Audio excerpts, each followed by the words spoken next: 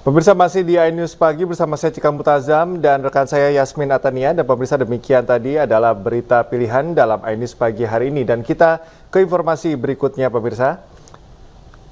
Di mana ratusan warga Desa Tambak, Kecamatan Cimarga, Kabupaten Lebak, Banten melakukan aksi unjuk rasa di depan kantor pemerintahan Kabupaten Lebak, Banten. Mereka menuntut ganti rugi fasilitas sosial yang terdampak pembangunan waduk Karian sejak tahun 2014. Intinya kita pengen ketemu dan ujung tanda tangannya bisa dipertanggungjawabkan. Ratusan warga Desa Tambak, Kecamatan Cimarga, Kabupaten Lebak, Banten berunjuk rasa di depan kantor Bupati Lebak. Aksi ini digelar untuk menuntut ganti rugi fasilitas sosial warga yang terdampak pembangunan waduk Karian. Massa meminta pemerintah setempat untuk segera merealisasikan biaya ganti rugi untuk musola, masjid, lahan pemakaman keluarga, serta 180 bidang tanah milik warga yang sudah dijanjikan sejak tahun 2014. Kami datang ke sini karena fasilitas contoh musola, masjid yang belum terbayarkan sudah dari 2014 sampai dengan 2024, berarti 10 tahun molor. Ya, datanya kami ke sini menyampaikan kami. Massa menyesalkan sikap pemerintah setempat karena belum membayar ganti rugi selama 10 tahun. Massa juga mengancam untuk tetap berada di depan kantor bupati hingga tuntutan mereka terpenuhi. Dari Lebak, Banten, Iskandar Nasution, iNews melaporkan.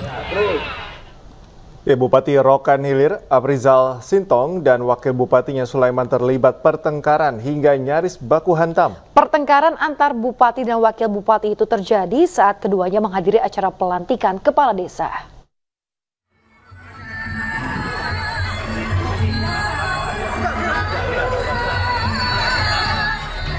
Bupati Rokan Hilir, Aprizal Sintong dan Wakil Bupatinya Sulaiman terlibat pertengkaran hingga nyaris baku hantam.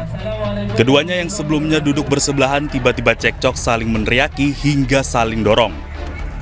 Pertengkaran ini terjadi saat Bupati Aprizal Sintong dan Wakil Bupati Sulaiman menghadiri acara pelantikan kepala desa yang dilaksanakan di Desa Pekaitan, Rokan Hilir, Riau. Warga yang berada di lokasi berupaya melerai keributan antar orang nomor 1 dan orang nomor 2 di Rokan Hilir. Belum diketahui secara pasti penyebab pertengkaran Bupati Aprizal Sintong dan Wakil Bupati Sulaiman. Keduanya belum memberikan klarifikasi terkait pertengkaran mereka. Tim Liputan iNews melaporkan. 2 orang pelaku pencurian kendaraan bermotor di 16 lokasi diringkus tim Kelambit Satreskrim Polres Bangka. Polisi pun mengamankan 16 motor hasil curian, 1 kompresor dan 1 mesin pompa air.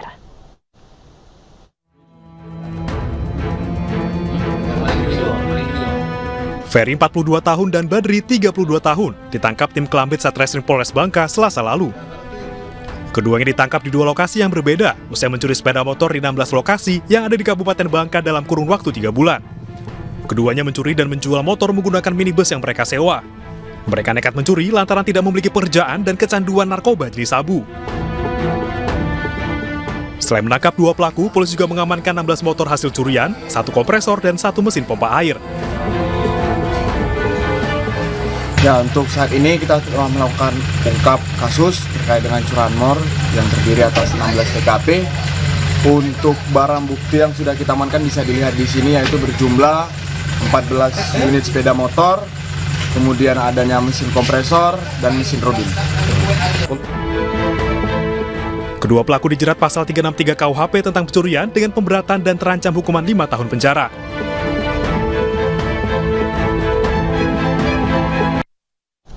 Pemirsa, Anda harus lebih waspada seiring peredaran permen coklat berbahan baku ganja. Ya, pemirsa, polisi pun menggerebek rumah kontrakan di Bogor, Jawa Barat, tempat bandar narkoba menumbuk daun ganja yang dicampur coklat hingga berbentuk permen bola.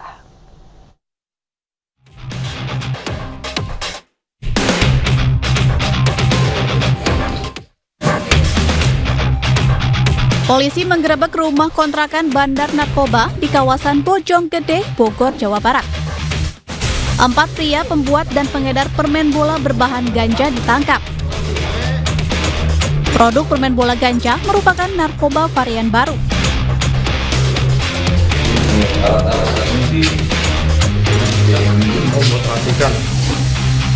Pelaku menumbuk ganja kering menjadi serbuk kemudian mencampur bahan coklat.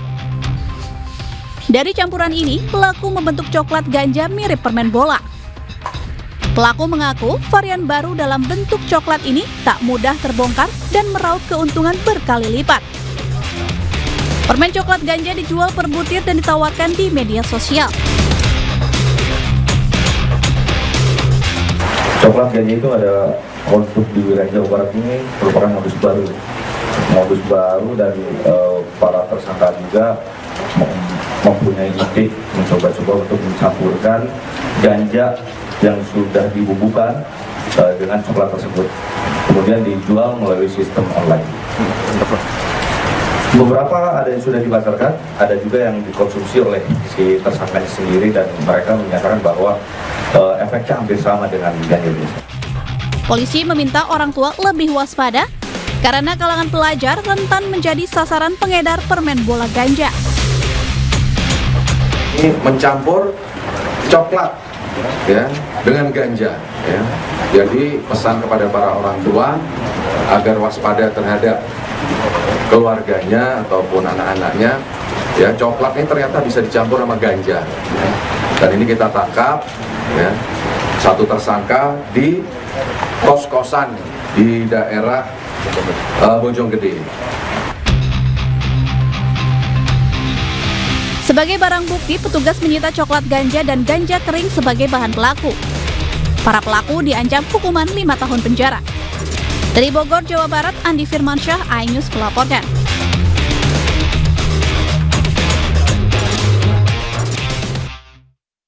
Seorang warga negara Malaysia ditangkap di Pelabuhan Feri Internasional Batam Center karena menyelundupkan narkoba jenis sabu yang disimpan dalam perutnya. Pemirsa, KFH, warga Johor Baru, Malaysia, diamankan petugas bea cukai dan polisi usai turun dari kapal. Petugas curiga melihat pelaku gelisah saat melewati X-ray. Pelaku pun dironsen petugas dan hasilnya ditemukan 29 bungkusan berisi sabu di dalam perut. Pelaku mengaku jika ada 26 bungkus berisi sabu dimasukkan ke tubuhnya dengan cara ditelan, sedangkan 3 bungkusan lainnya dimasukkan ke perut melalui anus.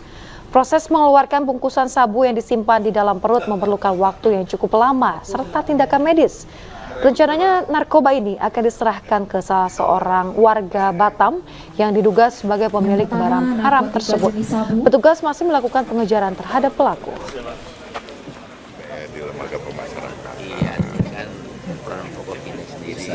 Itu kelihatan ada butiran-butiran di dalam tubuhnya.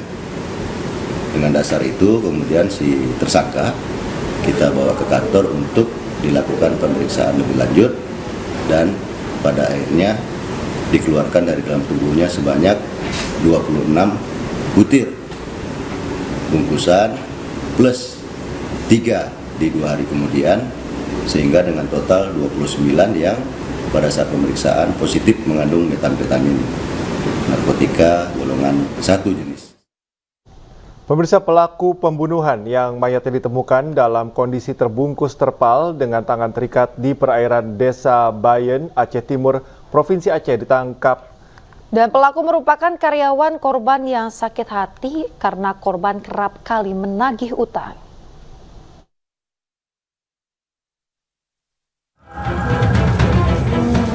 EP, pria 41 tahun, pelaku pembunuhan Baharudin Siregar yang jasadnya ditemukan di perairan Desa Bayen, Aceh Timur, Provinsi Aceh, ditangkap di tempat persembunyiannya di wilayah Kerinci, Provinsi Riau.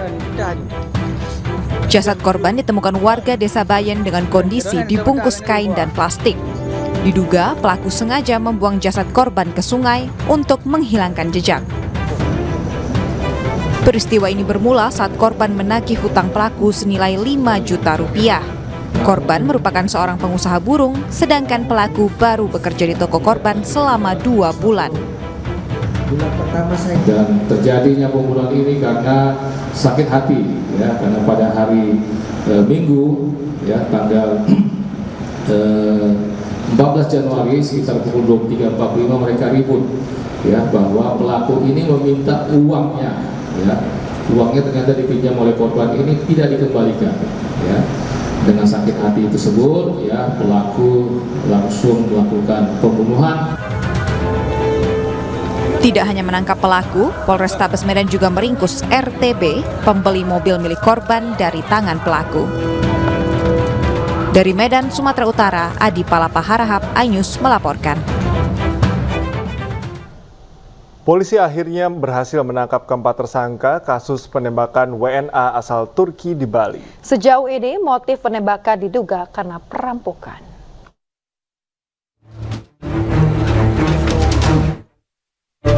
Inilah para pelaku penembakan WNA asal Turki yang terjadi di sebuah villa di kawasan Badung, Bali beberapa waktu lalu. Dengan tangan terborgol, mereka hanya bisa pasrah saat digiring polisi. Sebelumnya, petugas gabungan berhasil menangkap satu orang pelaku yang masih buron di Terminal Nganjuk, Jawa Timur.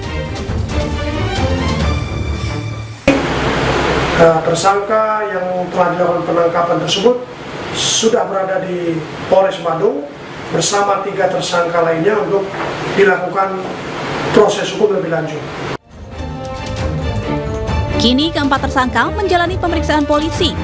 Penyidik Polres Badung juga telah menemukan senjata api yang digunakan para tersangka tak jauh dari lokasi penembakan. Sejauh ini, polisi hanya menemukan motif perampokan dalam peristiwa yang terjadi pada 23 Januari lalu. Dari Denpasar, Bali, Indira Ari, iNews melaporkan.